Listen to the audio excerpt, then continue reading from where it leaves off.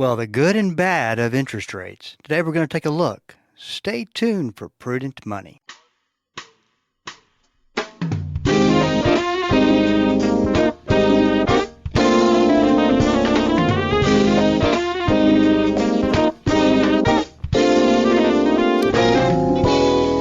afternoon. This is Bob Brooks, and you are listening to the Prudent Money Radio Show. Thank you so much for joining me today. You know I do appreciate it. Well, if you got a question for me, I want to invite you to the website at www.prudentmoney.com. There is a section called the Ask Bob section, and there's an email. You can send your questions that way. If it's an easy question that doesn't require a whole lot of emails, then by all means use that. If not, book some time on my calendar, and we can have a phone conference. There's no cost, no obligations to that. It's just there as a resource for you to make sure that you can get some of your questions answered. That's all at the website, www.prudentmoney.com. One of the things I've been thinking a lot about lately is that it's been a while since we have had a webinar. And so I got to thinking, what would be the best use of your time for me to put a webinar together? What would be the best use of your time? Because we're typically doing it in the middle of the day around lunchtime. And I know that sometimes you're, even with the best intentions, that you set some time aside to get some education and figure out what's happening with your investments. There's just sometimes where it's just the best of intentions and you can't make it. So we want to make sure this is a really good use of your time, because we realize if you are allocating it, you look at it as good use of your time as well. And one of the things that I want to focus on with this webinar is it's a very simple a concept, an extremely simple concept, but it's got a lot of layers to it. And I think that if you can understand how to utilize this concept and and it helps you manage risk and it helps you take risks, then you'll get so much better results, or let me say we'll put you in a position to get better results. And I think we'll teach you a lot about risk and how your funds work.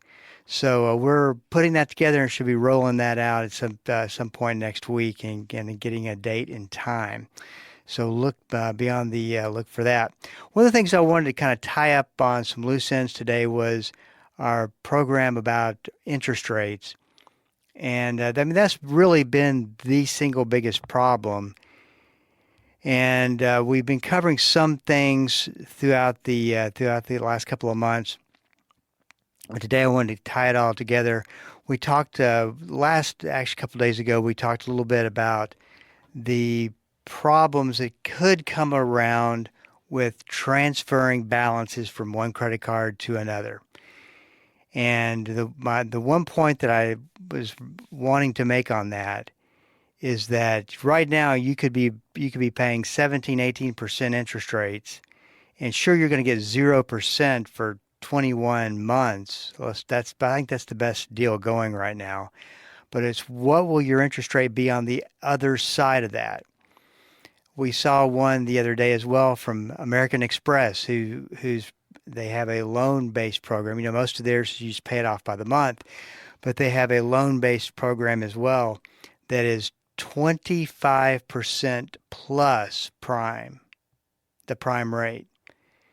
So, actually, that was the penalty rate. The actual credit card rate was in the mid-20s. The penalty rate, meaning that if you missed if you were late with a couple of payments, puts you up to 32 or 33%. So that is definitely a negative when it comes to what's happening in interest rates. So you want to be careful that you don't get yourself for what looks like a benefit. And remember, credit card companies are all about optics, and they're making a lot of money off of the interest rates being where they are. And as I've said in the past, it's going to be interesting to see if the consumer gets to a point and says, I just can't do this anymore. I'm going to walk away from the credit card and let it default. Not wishing that, not hoping that happens, just not predicting it happens. I'm just wondering if it will happen, because you can only do so much when you got X amount of dollars coming in, higher prices across the board, and then you've got this, this 32, 31% interest rate on a credit card that you're paying. It's there comes a point where you have to choose if you can't make it all work. Am I going to feed my family or going to pay my American Express card? Now, I'm not, once again, I want to be real careful about what I'm saying. I'm not saying to go do that and that's what you should do. I'm just saying I wonder if America in general will do that. And you just got to know, boy, if you do that, there is a lot of downsides to that decision. So, one of the things that I've always said is that even if it's just, if you can look at credit card debt as a season in your life, then you can work those extra maybe 5 to 10 hours a week to make more money to pay out down on the interest rate. Maybe you're on the debt. Maybe you're doing that for a couple of years. A couple of years could get you completely out of debt. That would be worth it. So just kind of keep it all in a perspective. Interestingly enough, the 0% for 21 months, and I've always thought that these were just full of gotchas. The 0% for 21 months is our friends at Wells Fargo. They have this credit card. Now, keep in mind, and you know the stories of Wells Fargo, and we've talked about it, and of course it's been all over the news over the past 5 or 6 years, the various things that they've done, and some of the, well, just things they've done against their customers, and just all kinds of things, unethical, fraudulent, in my opinion, some of the things, and of course escaped to all those different situations with just a fine. So maybe the reputation is not too good, so even then I would even be more careful, because they can change that 0% for 21 months. They can change your payment. They can change your interest rate. They can change your credit limit. There's a document called a consumer agreement, where you get all the fine print. And as I said, that always gets sent out separate from everything else. You've probably already put something on the credit card at the point that you've received that consumer agreement, which it talks about all of the different pieces of fine print and what they can do. And I've said this many times, but it's so true, is that credit card agreements are the worst consumer contract that you can sign, bar none. There's not another document in the world that will say we can change this, we can change that, just because we want to, just because of this, and most credit card agreements are like that now. One of the things that I found very disturbing as I looked through the information in this agreement is they used to, when I say used to, I mean as of last year, they would put, if you failed to do this, your interest rate would climb from this to this. So they disclosed interest rates and where they would go. There was not anywhere any interest rates, penalty rates, or anything in the document. So you don't know what you're signing up for. That's the first that I've seen like that. And of course, that's Wells Fargo. So just keep all of that in mind as you look at, wow, I can get a 0% for 21 months, and maybe it's not just so great as it seems, and probably you're going to end up with higher rates on the other side. So just keep that in mind. Now, for a positive situation when it comes to interest rates in this environment, and of course, this is something that I don't think is widely advertised. We've been trying to talk about it on Prudent Money throughout the last couple of years, just so that you're aware of this. But because of the high interest rates, you're getting somewhere between 5 and 5.25% on your money market accounts and your brokerage accounts. Now, let me explain what all that means. If we divided it all up and we looked at checking accounts, which could get minimal interest paid to them, savings account, which probably you might see 1 or 2% interest rate on, and then money market accounts, which is where you're seeing the highest interest rates paid. And to one of the questions that came up was, okay, you talked about it, where brokerage houses, but what do you mean by that? Investment companies such as a Fidelity, a Vanguard, Charles Schwab, they're going to have these money market accounts that will pay higher interest rates, or at least they have had that be the case. Now, you also have to know that they're trying to figure out ways to get beyond having to pay some of those interest rates as well. So it's important that you keep an eye on what they're doing with those programs, but just know that is a real thing. And the thing that we're talking about allocations just a little bit ago, how you allocate your money in a 401k plan. Well, there's really only two places to allocate money. There's bonds and there's stocks, and that's it. And on the bond side of the equation, you're looking at losses in certain times, because as interest rates go up, bond prices go down. So there's a degree of risk, of course, with bonds, just like there's a degree of risk with stocks. I would argue, of course, stocks are a little bit higher degree of risk than bonds, but still there's a degree of risk. You could always use a money market account, not advice, please don't take it that way, just an idea. You could always use a money market account as a replacement on the bond side, or maybe as part of your bond investments.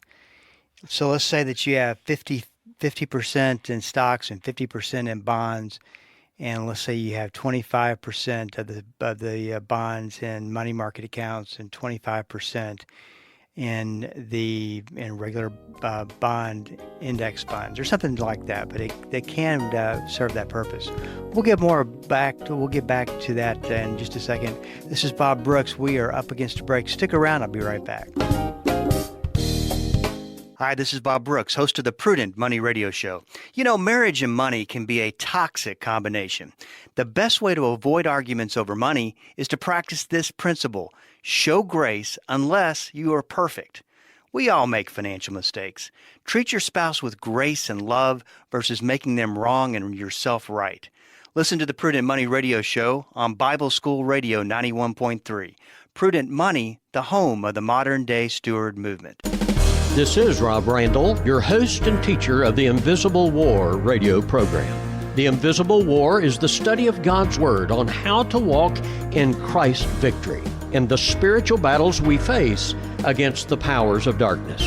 Join me every Sunday morning at 9 right here on KDKR and KYJC in Commerce, your station for life.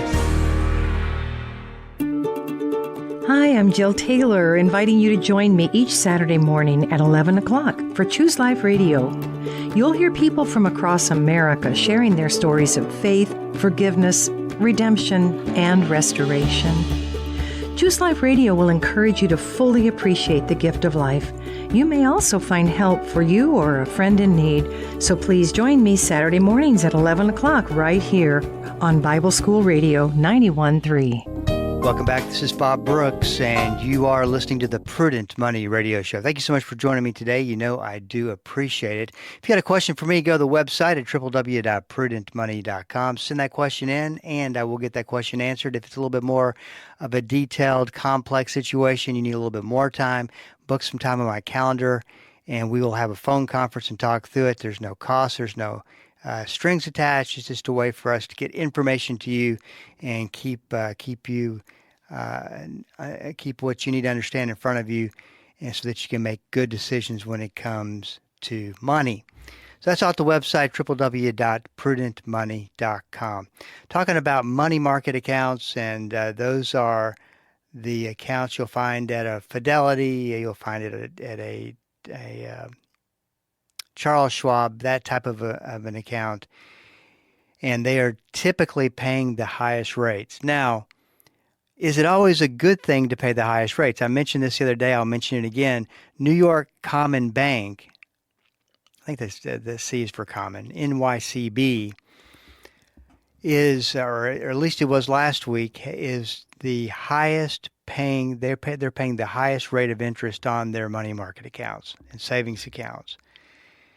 And it is a bank that, had it not been for a group of investors who pumped $1 billion into it, it would have gone under and potentially gone into forfeiture.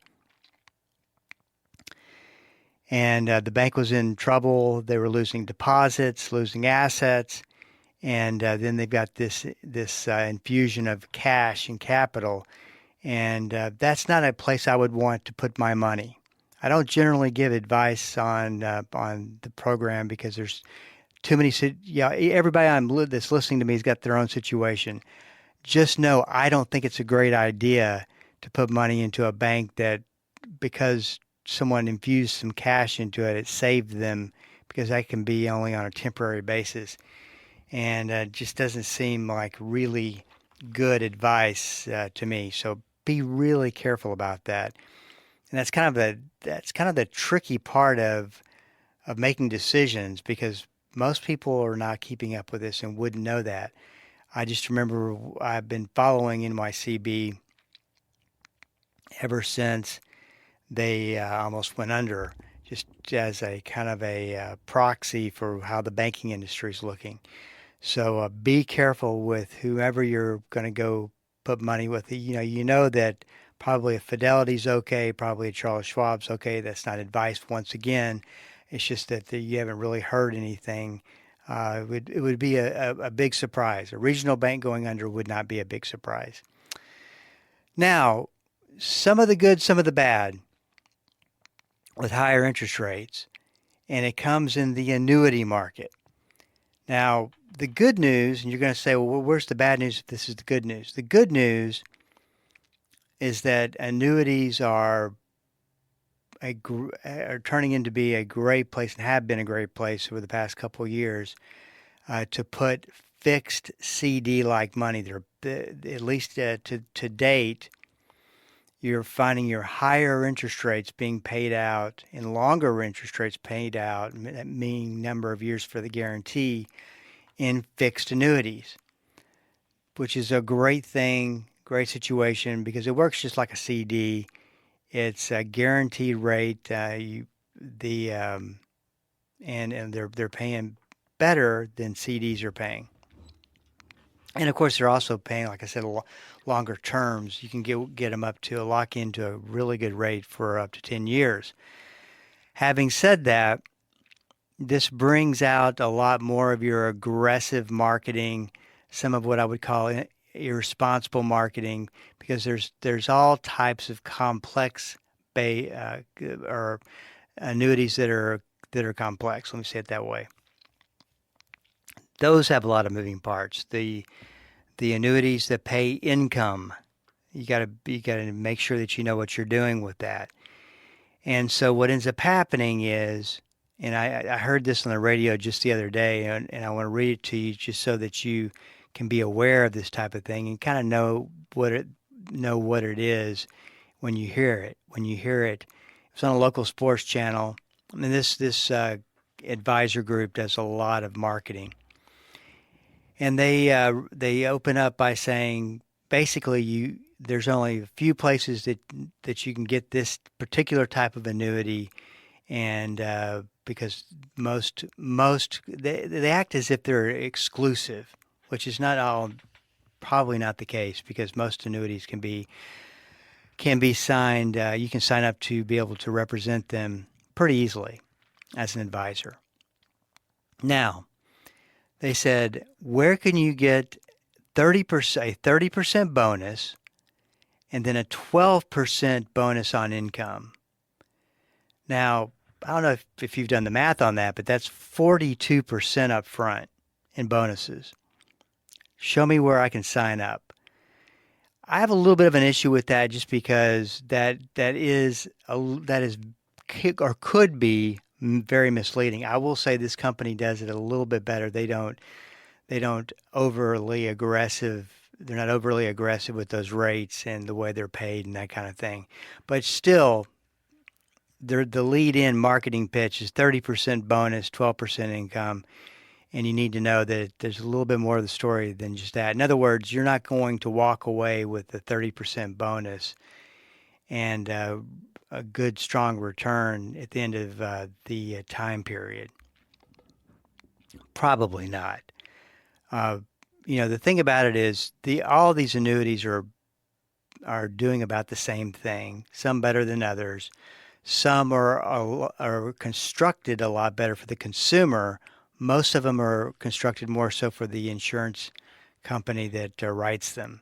So you just got to be careful. You got to know the limitations, and you need to know exactly what those bonuses mean.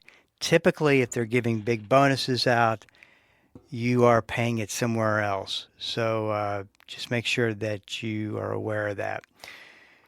Let's talk a little bit about real estate, because that, of course, has been a real problem. And through the year, a couple of years, I've had real estate experts on the program, and just kind of walking through this journey with them, because I always get an update on what they're seeing, what's going on in the real estate industry. And it's, I think that we would have all thought that things would have picked back up to the degree, maybe not to the degree that they were before interest rates really started going up, and housing was, there was a bidding war every time you put a listing out there. But it's still barely, from what I understand, is that it's not by any stretch shut down, but it's a lot slower than it has been. And a lot of it has to do with interest rates. Once again, interest rates being kind of the culprit. 7.24% was Tuesday's 30-year mortgage rate, 7.24%. And this is what we want to keep our eye on, because as this climbs, and so far it's been the 7s and the 6s, which is good. And there's really no indication that the Federal Reserve Board will raise interest rates. I just don't think they're going to cut interest rates. It's going to kind of stick around in this kind of back and forth between 7 and 6%. But new home construction. Now remember, this is a supply and demand issue. It's a supply issue, meaning there's not very many homes available for sale. It's a demand that there's a lot of demand for homes, but you got to keep in mind demand at a lower interest rate. So at 7.24%, it was the 30-year interest rate a couple of days ago. And like I said, the higher that gets, the more so people will back out and not and maybe wait to see what ends up happening. But new home construction posts biggest drop in this is the headline, biggest drop in 4 years, despite America facing a housing shortage. Said another way, builders are not starting new home construction. They're not doing the level, even though if you look at it on paper, with the demand for housing, it should be a no-brainer. They should be able to build something and people will buy it. Demand's there, but at a different... And think about this for a second this way. The demand is there, but it's demand at lower interest rates. I mean, you drop interest rates back to the mid to low 5s, and you would have a boom period, probably accelerate back into the real estate markets. But at this, in the 7s, it's not, the demand is not as great. It's still demand, which thankful for, but not as great as demand. And then, in addition to that statistic that came out, the next one is rents have finally stopped skyrocketing. That's the good news. However, the bad news is they're now stuck at a price most Americans can't afford. So I know it's good and bad, but the good is that they're not still continuing to climb. That's a good thing. But as they start to build up supply in their industry, where people are not going to, they're going to price shop, I think that you're going to start seeing rental prices starting to be forced down. But the article is right though, they are stuck, in at this price level that people just can't afford. So I think just supply and demand right there, or the demand will start to wither quite a bit, that they will figure out that, hey, we need to lower these rental prices and get people moved in. So that could be some very good news, and I know that the rent prices, they're tough to adjust to, but hopefully this is a good sign, and we'll start to see that coming down, and hopefully we'll not see interest rates go up too much above 7%. And maybe getting the real estate markets going again. This is Bob Brooks. If you got a question for me, please go to the website at prudentmoney.com and send it in, because we are all out of time. Till we do meet again next time, keep the faith and have a great rest of the day. That's all the time we have for today. Questions or comments for Bob, or to find out more great information like what you've just heard, visit www.prudentmoney.com. Be sure to join Bob Brooks again for the next edition of Prudent Money.